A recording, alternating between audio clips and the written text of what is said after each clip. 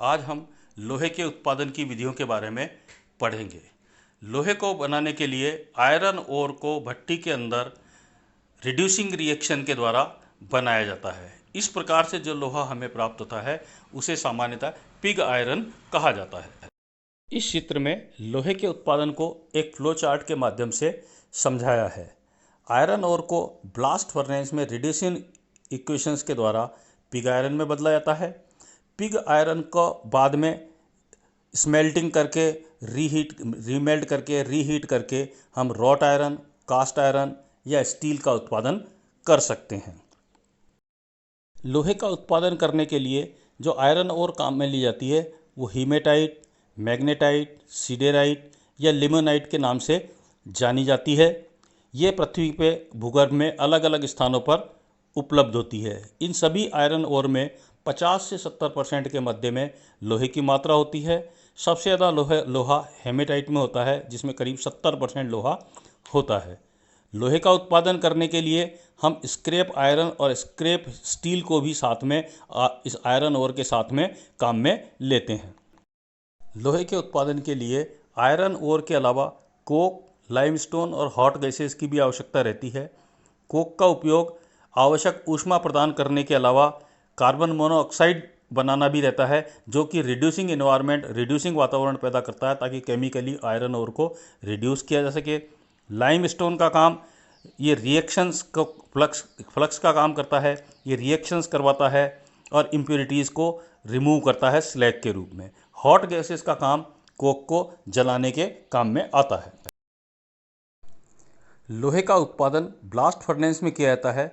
Blast furnace एक गोल संरचना होती है जिसका 9 से 11 मीटर डायमीटर हो सकता है और लगभग 40 मीटर ऊंचाई की होती है। इसके अंदर की तरफ रिफ्रैक्टिव लाइनिंग लगी रहती है, रिफ्रैक्टिव ब्रिक्स की लाइनिंग होती है ताकि इसको खराब होने से बचा सके।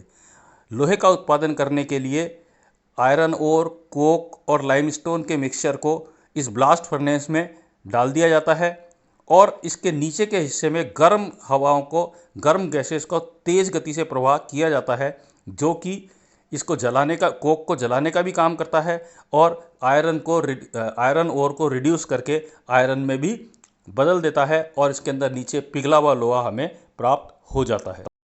ये चित्र में एक ब्लास्ट फर्नेस दिखाई गई है। इसमें से हम ऊपर से आयरन और लाइमस्टोन और कोक इसके मिक्सचर को चार्ज के रूप में ऊपर से डालते रहते हैं। नीचे से गर्म हवाएं ऊपर की तरफ चलते के दौरान कोक को जलाती हैं और आयरन ओर को रिड्यूस करके आयरन में बदल देती हैं और इस ब्लास्ट फर्नेस के नीचे से हमें पिघला हुआ लोहा प्राप्त हो जाता है और दूसरी तरफ से स्लैग भी बाहर निकल जाता है। यहाँ पर ब्लास्ट फर्नेस के अंदर होने वाली रासायनिक क्रियाएं दर्शाई गई हैं, जिनमें आयरन ऑक्साइड कार्बन मोनोऑक्साइड के साथ मिलके आयरन ऑक्साइड और कार्बन डाइऑक्साइड बनाता है। कार्बन डाइऑक्साइड कार्बन से रिएक्शन करके फिर कार्बन मोनोऑक्साइड बनाता है और ये कार्बन मोनोऑक्साइड FeO को रिड्यूस करके आयरन में बदल देता है और कार्बन डाइऑक्साइड बनाता है। 1 टन लोहा बनाने के लिए लगभग 7 टन रॉ मटेरियल लगता है, जिसमें 2 टन आयरन और 1 टन कोक, आधा टन लाइमस्टोन और लगभग 3.5 टन गैसेज होती हैं।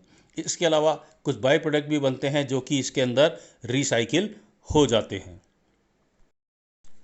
लोहे का दूसरा जो रूप है रॉट आयरन, यह पिग आयरन या कास्ट आयरन, इसके ऊपर पडलिंग प्रोसेस का उपयोग करके इसका उत्पादन किया जाता है। इस प्रोसेस में कास्ट आयरन या पिग आयरन इसको रीहीट करके एयर के साथ में मिक्स किया जाता है और इस मिक्स किए हुए पिघली हुई जो धातु है इसके अंदर हवा का तेज़ गति से हवा का ब्लास्ट इसमें प्रवाहित किया जाता है, जिससे कार्बन और ज़्यादा रिड्यूस हो जाता है। इस पडलिंग प्रोसेस की खास बात यह है कि इसमें गर्म हवाएं जो हैं वो सीधे पिघली हुई धातु के संपर्क में नहीं आती हैं। चित्र में रॉट आयरन बनाने के लिए काम में आने वाली पडलिंग की भट्टी दर्शाई गई है।